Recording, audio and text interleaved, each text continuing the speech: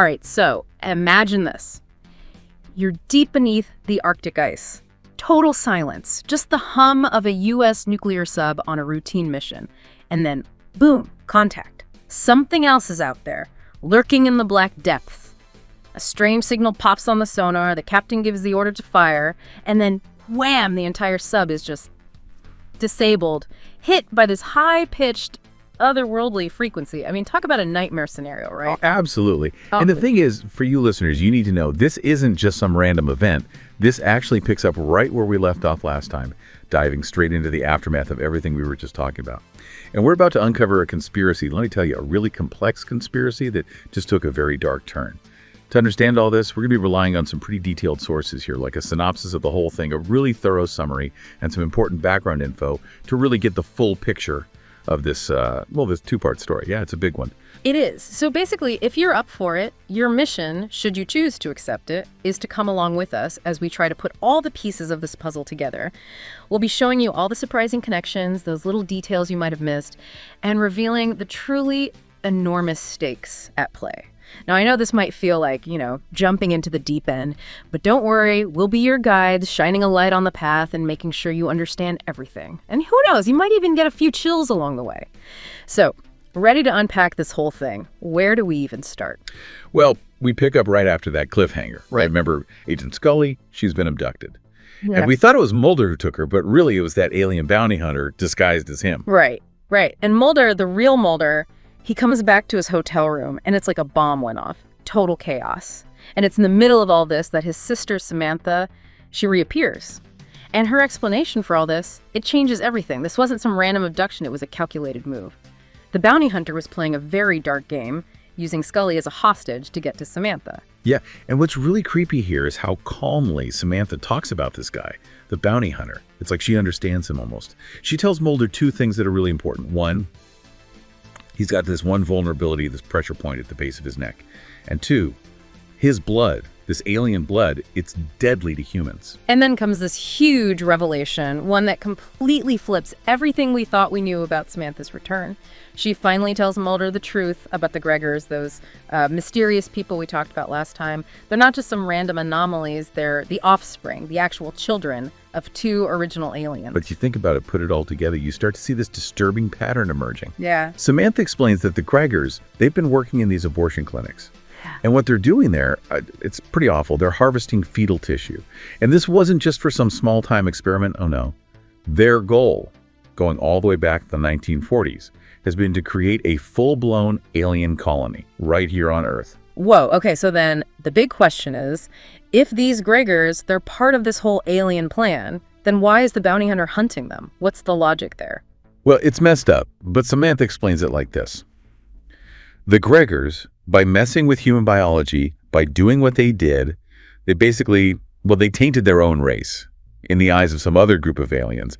So the bounty hunter, who was sent to clean up the mess, eliminate them, it's a pretty brutal way of thinking. So alien quality control, basically, and this whole revelation, it leads directly to that planned exchange. Skinner gets involved, setting everything up. They choose this bridge out near Bethesda. There's even a sharpshooter positioned, hidden somewhere nearby. The whole atmosphere, it's incredibly tense. And then the exchange itself, it just erupts into this sudden, violent struggle. Samantha, she doesn't just sit there. She attacks the bounty hunter. It's chaotic. And that's when the sharpshooter, he takes his shot, aiming for the bounty hunter, of course. And in this heart-stopping moment, both the bounty hunter and Samantha, they fall into the river, that icy, dark river. Any hope that Samantha might have actually been back, it just disappears. We then see Mulder, and he's just overcome with grief. He apologizes to his father, through tears. It's a powerful moment that shows just how deeply this whole thing with his sister has affected him. But even in all that despair, there's a tiny flicker of hope. A note from Samantha, left for Mulder by their father. And that note, it becomes like this lifeline for Mulder. It has an address on it, just a normal-looking clinic in Rockville, Maryland. It was like their prearranged meeting point, just in case something like this ever happened. There's also an access card in the note. Mulder, he grabs onto that hope that maybe somehow she survived that fall. But that hope, it's shattered completely. Scully calls Mulder with the news. Samantha's body, it's been found. But the horror doesn't stop there. As Scully's on the phone, something unbelievable happens. Samantha's body, it starts to dissolve right in front of her. Turns into this thick green liquid. It's unsettling, to say the least. Yeah, it's a truly disturbing image. It reminds you that these beings, they're not human. They're something else entirely. So while Scully is dealing with that nightmare, Mulder, he goes to that clinic, the one from the note, driven by that desperate hope. And what he finds there, it's deeply unsettling. It's like a twisted reflection of everything he's just learned. Instead of finding Samantha, he finds multiple copies of her. Clones. All these identical Samanthas working on human fetuses in labs that are almost exactly like the ones that Gregor's had. The scale of this whole operation, the fact that they've cloned Samantha for this, it's mind-blowing and terrifying. And the clones, they don't even try to hide their manipulation. They tell him point blank that Samantha who came back, she was one of them, a fake, sent to trick Mulder to protect the real Samantha clone. And then they do this. They dangle this bit of hope in front of him. They say they know where the real Samantha is. Mulder, understandably, he feels totally betrayed, like he was just a pawn in their game. He refuses to cooperate. But as he's trying to leave the clinic, the bounty hunter shows up. It happens so fast. The bounty hunter takes down Mulder, knocks him out cold, then one by one, he kills all the Samantha clones, just erases them. And then, to top it all off, he sets the whole clinic on fire, destroys any evidence that they were ever there. And when the authorities arrive, they find nothing. No trace of the clones, like they never existed. It's a total dead end. So Mulder, he goes to his informant, X, the guy he gets info from. Mulder wants to know where the bounty hunter is now.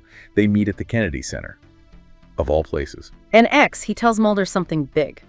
The bounty hunter's ship, the one that took out the submarine, it's in the Beaufort Sea, underwater. And there's a whole naval fleet heading there to destroy it. Mulder, desperate for answers, he decides to go to Alaska himself. He emails Scully and tells her pretty forcefully to stay put. He's going alone, doesn't want her involved. He's walking into a very dangerous situation. But Scully, she's not going to just sit there and do nothing, especially when Mulder's in danger. First, she goes to Skinner, tells him everything. But Skinner, he's got his own issues, his own loyalties, and he says no, he won't help. So Scully, she has to go to X. She uses their secret signal to call him to Mulder's apartment. X, when he sees Scully, he acts like he doesn't know anything, tries to leave. Okay. But then Skinner shows up.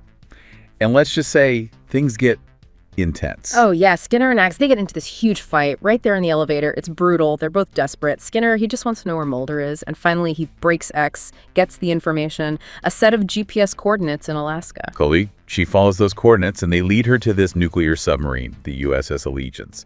It's stranded, its sail ripped open by the ice. She goes inside and it's a massacre. The entire crew is dead. But there's one guy who seems to have survived. And Mulder, who's already there, he knows right away who this guy is. It's the bounty hunter. He's disguised, but Mulder sees right through it. And they get into this struggle. It's a fight for their lives, basically. Mulder, he actually handcuffs himself to the bounty hunter, trying to restrain him. Then he manages to fire his gun, but his aim's off. He misses the bounty hunter's weak spot, and in the process, he gets splattered with that green blood. And even though Mulder's basically lost this fight, the bounty hunter, he tells him something. He says Samantha's still alive. And then he shoves Mulder off the subsail and sends the Allegiance plunging down back under the ice. Mulder almost gets sliced in half by the sub's diving plane as it goes down. It's a close call. It looks like it's the end for Mulder. But then somehow they find him and get him to that field hospital. Remember the one from the beginning of this whole story. And this is where Scully, she really saves the day. She remembers something crucial about the alien blood. It has this retrovirus in it, and it can't survive in really cold temperatures. So she convinces the doctors, who are probably totally baffled by all this, to put Mulder in an ice bath. And it works. She literally saves his life. It's incredible. Yeah. And while Mulder's recovering, Scully writes up her report. She attributes his survival to the science, to what they know about this retrovirus, even though it's alien and nobody really understands it. She also mentions that the bounty hunter and the Allegiance are both missing. Nobody knows what happened to them. And when Mulder finally wakes up, he doesn't have the answers he was looking for. The conspiracy's still out there. But he tells Scully something profound. He says he found something he thought he'd lost. Faith. The faith to keep looking. Even after everything that happened, he still believes. It's a powerful story, right? But beyond the drama, the mysteries, there's this whole fascinating history of how this episode, Endgame, how it all came together. It's like getting a peek behind the curtain, Totally.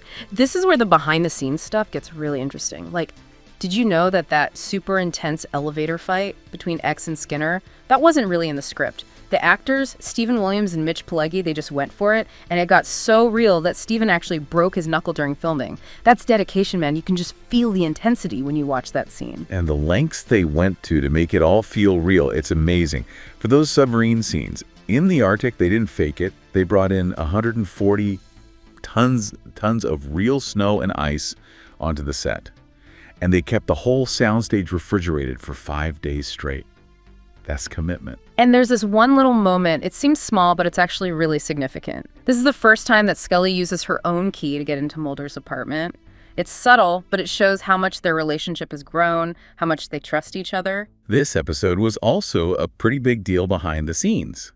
Endgame was the very first episode that Frank Spotnitz wrote for the show.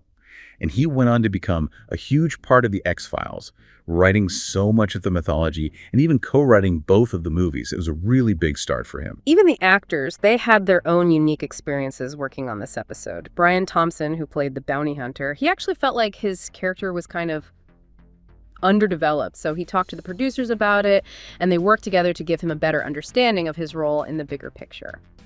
It's a cool example of how collaborative the whole process was. Endgame. It was the end of that intense two-parter, and it really expanded the whole X-Files mythology. It introduced some pretty disturbing ideas like human-alien hybrids and these top-secret government projects, stuff that would keep coming back again and again. And even with all the action and all the revelations, there's that one line that really sticks with you. Mulder saying, "I found something I thought I'd lost. Faith to keep looking." It just shows how strong he is, how dedicated he is to finding the truth no matter what. It's interesting how even some of the small details, they had these weird reasons behind them. You know that grunt Scully makes when she's thrown through the table? That was because the network, they wanted to make sure the audience knew she was still alive. Sometimes the rules of television, they lead to some strange creative choices. And remember that elevator fight? Well, the director, Rob Bowman, he wasn't happy with the first few takes of Skinner slamming X into the wall. So on the next take, Mitch Pileggi, he just went all out. He put so much force into it that he actually broke the elevator set. It just shows how dedicated everyone was to making those scenes feel real. And for a touch of realism that most people probably didn't even notice, those scenes inside the submarine, they weren't filmed on a set.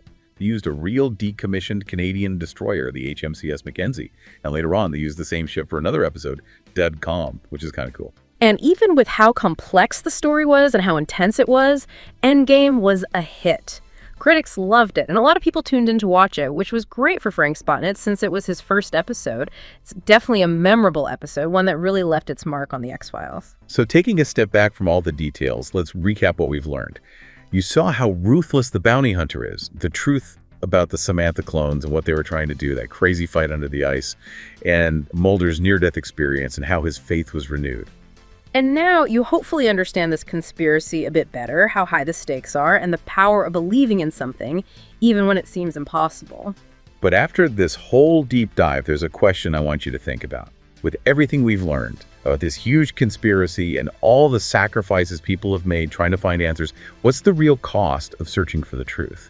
And when it seems like everything's a lie, how do you hold on to that faith? Mulder, he found his faith again, even after everything he went through. It's something to think about, long after this is over.